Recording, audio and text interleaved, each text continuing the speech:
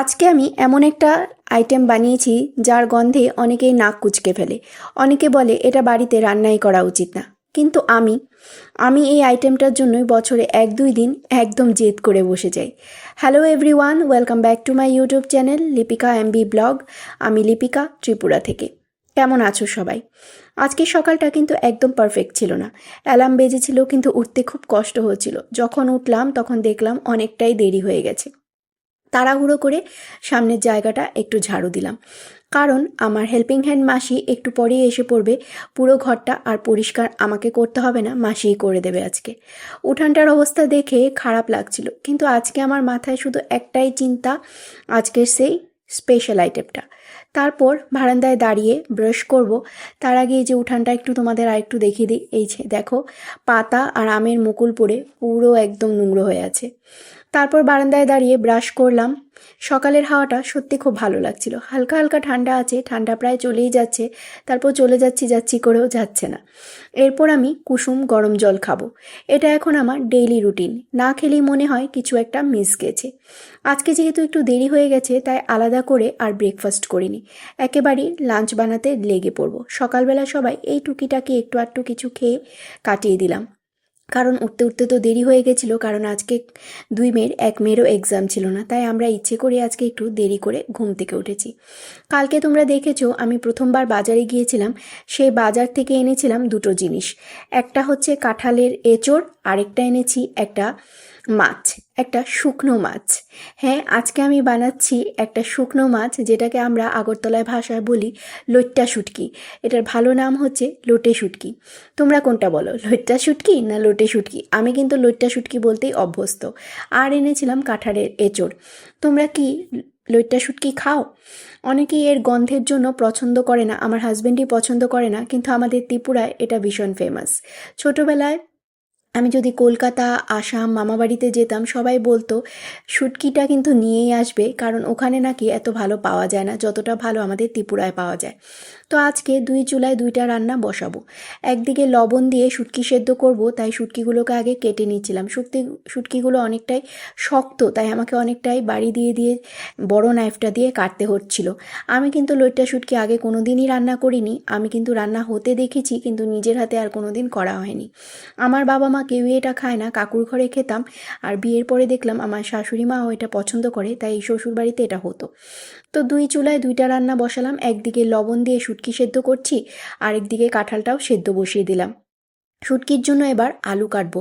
আলুর সাথে বেগুন দিলেও ভাল লাগতো, কিন্তু বেগুন আনতে না ভুলেই গেছিলাম। শুটকির জন্য আলু লম্বা লম্বা করে কেটে নিলাম, ভাবছিলাম আলু বেগুন দিয়ে করব, কিন্তু ওই যে বেগুন আনতে ভুলে গেছি, তাই আজকে শুধু আলু দিয়েই রান্না করলাম।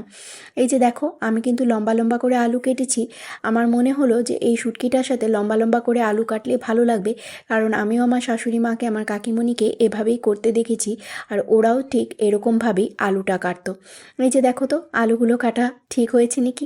তোমরা শুটকি খেতে পছন্দ করো না পছন্দ করো না? আমার হাজব্যান্ড তো গন্ধ শুনতেই পারে না, কিন্তু একটা সময় সে খেত, কিন্তু এখন নাকি ওর আর ভালো লাগে না। তো আমি মশলাটাও এদিকে রেডি করে নিচ্ছিলাম। তারপর কড়াইতে তেল দিয়ে তেলটাকে গরম করে নিলাম। নর্মালি আমি সাদা তেল দিয়ে রান্না করি, কিন্তু আজকে শুটকিটা আমি লাল তেল মানে সর্ষের তেল দিয়ে রান্না করব। তেল গরম করে আলুগুলো ভেজে নেব। আলুগুলো ভালো করে ভাজা হলে পরে তারপরে ওই যে মশলাটা রেডি করেছিলাম, আদা, পেঁয়াজ, রসুন, শুকনো লঙ্কা ব্লেন্ড করে একদম একটা পেস্ট বানিয়ে নিয়েছিলাম। আজকে যেহেতু এই আইটেমটা অন্য কেউ আর খাবে না, বাচ্চারা তো খাবেই না, হাজব্যান্ডও খাবে না, তাই আমি এটা শুকনো লঙ্কা দিয়েই করেছি। এমনিতে আমাদের ঘরে লঙ্কাটা খুব কমই ইউজ হয়। তোমরা যারা আমার ডেইলি ব্লগ দেখো, রান্নার ব্লগগুলো দেখো, তারা নিশ্চয়ই বুঝে গেছো আমি মশলার মধ্যে এই লঙ্কাটা কমই দিই।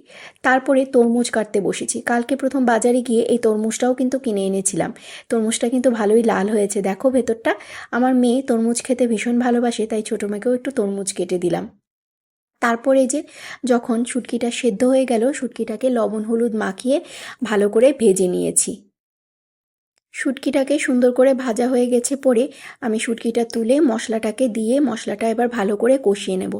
ওই যে আরেকটু তেল দিয়ে দেবো, কারণ শুটকিটার পরে তেল আর কড়াইতে বিশেষ অবশিষ্ট ছিল না, তাই আমি আরেকটু তেল দিয়ে দিলাম। এরপরে এই যে মশলাটা আমি পেস্ট করে রেখেছিলাম, সেই মশলাটাই আমি কড়াইতে দিয়ে দিলাম। আমি পয়েন্ট টু পয়েন্ট রেসিপিটা তোমাদের জাস্ট বলে দিচ্ছি, যারা এইভাবে খাওনি কোনোদিন লোটে শুটকি, অবশ্যই খেয়ে দেখো। আর লোটে শুটকি বানানোর অন্য কোনো রেসিপি যদি তোমাদের কাছে থাকে সেটাও তোমরা কমেন্ট করে জানাতে পারো। এই যে দেখো জল দিয়ে দিয়েছিলাম, আর জলটা যখন ঘন হতে লাগলো, রান্নাঘরে সেই চেনা গন্ধটা ছড়িয়ে পড়লো, এর মাঝেই আমি দিয়ে দেবো এখন লোটে শুটকি আর আলুগুলো। দেখো আমার কিন্তু ভয়েস ওভার দিতে দিতে মুখে জল এসে যাচ্ছে আবার। আর ভীষণ টেস্টি হয়েছিল, আমার ভীষণ ভালো লেগেছে এটা খেয়ে। এবার চলে আসি কাঁঠালের এঁচোড়ে। সেদ্ধ কাঁঠাল আলুর সাথে একটু ভেজে নেব যাতে একটু ভালো হয়ে যায়। তো এই যে সেদ্ধ করাই তো ছিল এঁচোড়গুলো, আর আলুগুলো আমি একটু ভেজে নিয়েছি। আজকে কিন্তু আমি একদম মাংসের মতো করে এটাকে কষাবো, মাংসের মতো করেই আজকে রান্না করব। ধীরে ধীরে কষানো, দেখতে একদম মাংসের মতোই লাগছিল। আর এদিকে কিন্তু আমার শুটকি মাছটা হয়ে গেছে, দেখো তো রঙটা কত সুন্দর এসেছে। আবার এবার এসে পড়লাম আবার আমার কাঁঠালের এঁচোড়ে, মশলাটা দিয়ে দিলাম কাঁঠালের এঁচোড়ের মধ্যে।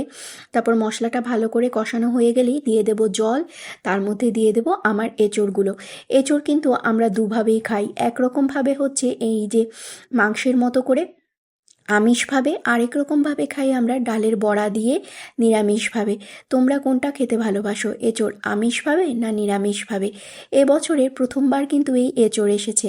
তোমাদেরকে তো বললামই আমি বাজারে নর্মালি যাই না, কিন্তু কালকে যখন গেলাম সামনেই এঁচোড়টা দেখলাম, আর দেখে এত ভালো লাগছিল, সবাই নিচ্ছিল, তাই আমি ভাবলাম খুব কচি আছে, নিয়ে যাই, ভালোই হবে।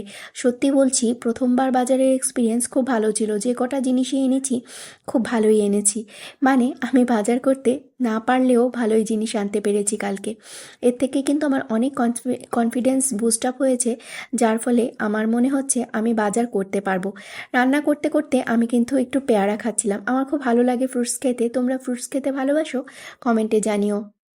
মশলাটা কষানো হয়ে গেছে, এখন আমি এটার মধ্যে কাঁঠালের এঁচোড় আর আলুগুলো দিয়ে দিলাম। ব্যাস এবার একটু ভালো করে কষাবো, কষানোটা হয়ে গেলেই নামিয়ে নেব, হয়ে যাবে আমার কাঁঠালের এঁচোড়ের তরকারি। এঁচোড় খেতে এত ভালোবাসি যে এঁচোড়টা কালকে দেখে না আনতে পারলাম না, মনে হচ্ছিল এঁচোড়টা যদি আমি কালকে না নিতাম ঠাকুর মনে হয় আমাকে পাপি দিত। এই যে হয়ে গেছে আমার রান্না বান্না, তারপর তাড়াতাড়ি স্নান সেরে এসে আর অপেক্ষা করতে পারলাম না, ভাত নিয়ে বসে পড়লাম।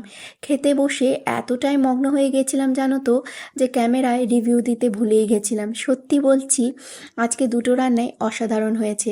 স্নানের পর আর ওয়েট করতে পারছিলাম না, কিন্তু শুটকির প্রতি আমার আলাদা একটা টান আছে, তাই শুটকিটাই আমার বেশি পছন্দ হয়েছে। তোমরা বলো তো শুটকি মাছ নাকি কাঁঠালের এঁচোড়, কোনটা তোমাদের বেশি পছন্দ, কোনটা বেশি ফেভারিট? ভিডিওটা ভালো লাগলে লাইক কমেন্ট আর শেয়ার করতে ভুলবে না। আর যারা এখনও সাবস্ক্রাইব করনি প্লিজ সাবস্ক্রাইব করে দিও লিপিকা এমবি ব্লগ। আজকের মতো এখানেই শেষ করছি, সবাই ভালো থেকো, বাই।